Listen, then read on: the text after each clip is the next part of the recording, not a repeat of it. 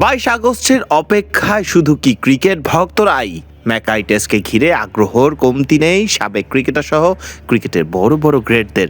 Jason Gillespie খুশি তানজিদ তামিমের batting টেকনিকে, আর অন্যদিকে হাসান মাহমুদের বোলিং মন ছুঁয়েছে ডেমিয়ান ফ্লেমিংয়ের। আর গ্লেন ম্যাকগ্রার মুখে টাইগারদের গোটা দল নিয়েই প্রশংসা। আগে বাংলাদেশ অস্ট্রেলিয়ার খেলা হলে সবাই অজিরা জিতবে ভেবেই আগ্রহ দেখাতো না। ডারউইন টেস্টের পর মুখিয়ে আছে সবাই দ্বিতীয় টেস্ট দেখতে। সাবেক অজি তারকা ক্রিকেটার জেসন গিলেস্পির মন ছুঁয়েছে তানজিদ হাসান তামিমের ব্যাটিংটা। দ্য ফার্স্ট বোলিং কার্টেল পডকাস্টে Jason Gillespie tiger opener Tanzid Hasan তামিমকে নিয়ে বলেন, তানজিদের টেকনিক দারুণ। ফুল লেন্থের বলে ও সামনের পায়ে খেলেছে, শর্ট বল ব্যাকফুটে, বেসিক টেকনিকে ব্যাটিংটা করেছে। যখনই অস্ট্রেলিয়ার বোলাররা স্টাম্প থেকে অনেক বাইরে বোলিং করেছে, সে ব্যাট চালিয়েছে।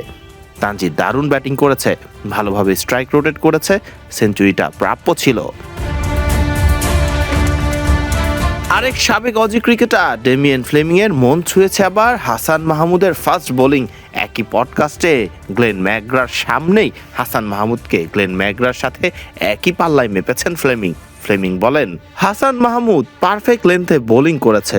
আমি জানি না তুমি ম্যাকগ্রা কোনো হাইলাইট দেখেছো কিনা, সে ম্যাকগ্রার মতো বোলিং করেছে, একটানা দারুণ বোলিং করেছে। ব্যাটারকে সামনে এসে খেলতে বাধ্য করেছে, আর বল ঠিক জায়গায় ফেলে সমস্যায় ফেলেছে। গ্লেন ম্যাকগ্রা নিজেও চান এগিয়ে যাক বাংলাদেশ, এগিয়ে যাক টাইগারদের ক্রিকেট। বাংলাদেশের এই পরিবর্তনটা বেশ ভালোভাবেই দেখছেন গ্লেন ম্যাকগ্রা। গোটা দলকে উদ্দেশ্য করে গ্লেন ম্যাকগ্রা জানান, বাংলাদেশ ক্রিকেটকে ভালোবাসে। দলটি সর্বশেষ অস্ট্রেলিয়াতে এসেছে 23 বছর আগে। অস্ট্রেলিয়া 23 বছর বাংলাদেশের সঙ্গে খেলেনি, কারণ তারা ভেবেছে বাংলাদেশ ভালো করতে পারবে না। এরপর তারা অস্ট্রেলিয়া এসে এভাবে পারফর্ম করলো।